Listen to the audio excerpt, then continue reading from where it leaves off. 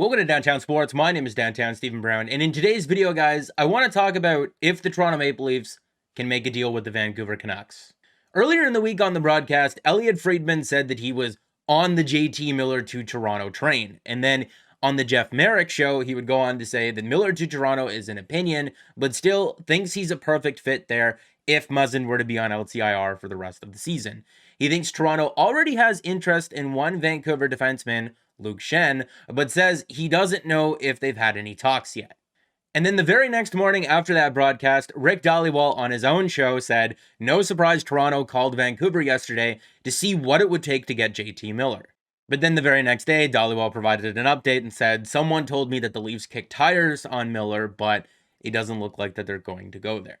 But that doesn't mean that either side can't circle back on the idea of a deal or even just discuss a trade with one of the two names that were mentioned. I mean, earlier on in February, Rick Dhaliwal said that Miller and Schenn would be a good fit in Toronto. Not necessarily that either teams have talked about the player or that the Leafs have expressed interest, but now a guy like Elliotte Friedman, like we showed, is saying that the Leafs have expressed some interest.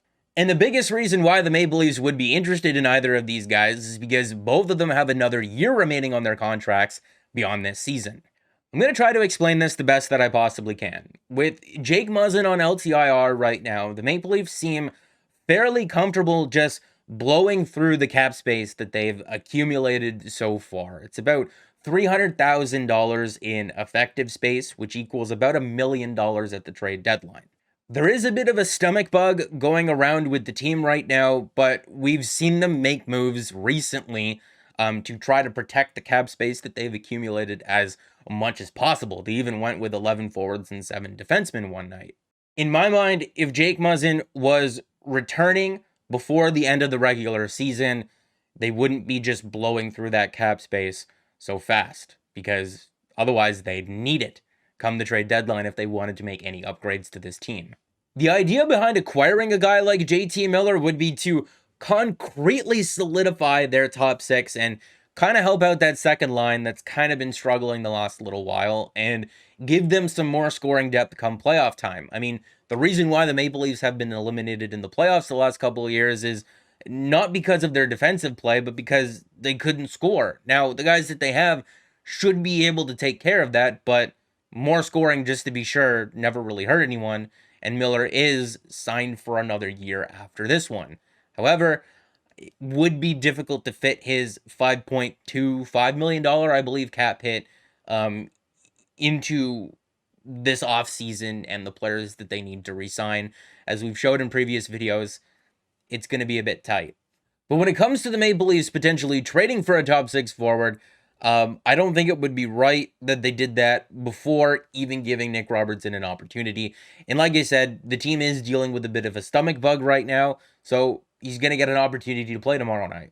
We'll see how that goes, and hopefully it's not just in a fourth-line role. Hopefully he plays meaningful minutes with Tavares and Nylander. Prior to Muzzin being placed on LTIR and the possibility of him being out for the remainder of the season, I kept coming back to this quote about Sheldon Keefe in what he's struggled with so far this year, and that's making decisions with the puck and moving it. Because if the Maple Leafs were going to acquire a top four defenseman to play next to Jake Muzzin, it wouldn't make sense to acquire a player who also struggled with those things, so wouldn't be interested in compounding the problem. So if they were acquiring a guy, he would more than likely need to shoot right-handed and be a responsible puck mover. And I know a lot of you have heard me mention that quote like 20 times now in the last 2 or 3 weeks, but I do it because there are a lot of new people watching these videos or people who aren't subscribed. And if you enjoy this one by the end of it and you're not already subscribed, it would mean a lot if you would consider doing so. There's going to be a lot of content between now and the trade deadline and even after that. And if you're already subscribed, like I keep saying, you know I love you. But that was before Muzzin's injury and the possibility of him not returning until the playoffs, or maybe even not at all this year. We just don't know yet. But if that is going to be the case, maybe the Maple Leafs don't need to look for a right-handed shooting defenseman who's a responsible puck mover. Because if you're looking at guys that fit that description who are available, there's like maybe 1 or 2. And one of them is Damon Severson, and the Leafs torched him on back-to-back games. And I don't even know if he's really available. And if he was, the Devils would be asking a lot for him. There may be more options to explore to acquire a left-handed shooting defenseman that fits that description, and then find a right-handed guy to complement him, like a guy like Luke Schenn. And with Muzzin on LTIR until the remainder of the playoffs, they'd have up to about $6 million in cap space to bolster the rest of this roster. And that's according to Earl, who's basically a freelance capologist at this point. I don't know. If you're not following him on Twitter, you should be. If you're a Vancouver Canucks fan and you're watching this video and you're still here, I'm sorry that I haven't acknowledged you. I mean, it's Leafs around here, but I also want to be fair at the same time. I mean, the Vancouver Canucks, even though they played more games than the teams who are in front of them in the wild card race, they still are in the hunt and in the picture. And ever since Bruce took over in Vancouver, the Canucks are 6th in the NHL in points percentage and have a 17-7-4 record. But as long as I'm being fair, the Canucks' underlying numbers in that stretch where they are 17-7-4 aren't the greatest in terms of the shot attempts, the actual shots, the expected goals, the scoring opportunities. Thatcher Demko has been really, really good for you guys. I know how good he is. Leaf fans know how good he is. We saw it like less than 2 weeks ago. If you're a Canucks fan, what do you want the team to do? In terms of JT Miller this season, he's spent a decent amount of ice time with a different combination of forwards, but primarily playing on the Canucks top line, definitely in their top 6. If we're looking at evolvinghockey.com and what type of player JT Miller has been over the last couple of seasons, he's a guy who can just absolutely shoot the lights out and put up a bunch of points and be a bit of a prick while doing it. He's got a bit of an edge to him, and maybe not the greatest defensive player, but he does play just a whole boatload of minutes for the Canucks, whether it be at 5-on-5, the power play, or the penalty kill. Maybe you want to say that him not being the greatest defensively has something to do with the Canucks maybe not being the greatest defensively over the last couple of years, but if we're looking at his with and without numbers for just this season, there's a lot of players without him who are much better defensively compared to with him. I mean, Canucks Army, which is part of the Nation Network, and I write for the Leafs Nation, we're on the same side here, and I would like to participate in the friendly discourse here in them asking us what we would want in return for Mitch Marner, because in terms of the points over the last 3 seasons, it's fairly similar, and Miller's at about half the cost. And to be fair to the Canucks Army and Canucks fans who jumped on board with that because they're just looking at the point totals, yeah, JT Miller and Mitch Marner are very comparable players if you just want to forget about defense entirely. But at that point, if you wanted to fire back and say, yeah, what about Mitch Marner in the playoffs? Look at how good JT Miller was with us the last time that we did make the playoffs. 18 points in 17 games and 6 goals. Fine, whatever. We can go back and forth all day. But to me, in finding what a guy like a JT Miller would go for in a trade, I look at a guy that we've talked about in this video already in Jake Muzzin. When the Maple Leafs acquired him, he had an extra year remaining on his deal at $4 million and was a number 1 pairing 2-way shutdown defenseman, and the Maple Leafs only gave up a first-round pick and 2 B-level prospects to acquire him. Muzzin was a top pairing 2-way shutdown defenseman, and I just think that that's more important than a first-line forward who can shoot the lights out and score a lot. But again, to be fair to the Canucks, they don't necessarily have to trade a guy like JT Miller who has another year left on his deal. And with the team performing as well as it has ever since Boudreau took over, that may be what's driving up the asking cost. The fact that they just don't feel pressured to. And that's okay. I mean, Elliot Friedman in his most recent edition of 32 Thoughts mentioned that Toronto's made it clear that it desires to hold on to Matthew Knies and Topi Niemela, especially for rentals or shorter-term options. Nick Robertson for a rental also seems unlikely. And I mean, none of those guys are B-level prospects. Maybe Nick Robertson is like a B-plus level, but with the way that Niemela and Knies are playing right now, you can't put them in that category. And I just, again, don't see JT Miller being worth more than what the Leafs gave up for Jake Muzzin a couple of years ago, which was, again, a first-round pick and 2 B-level prospects.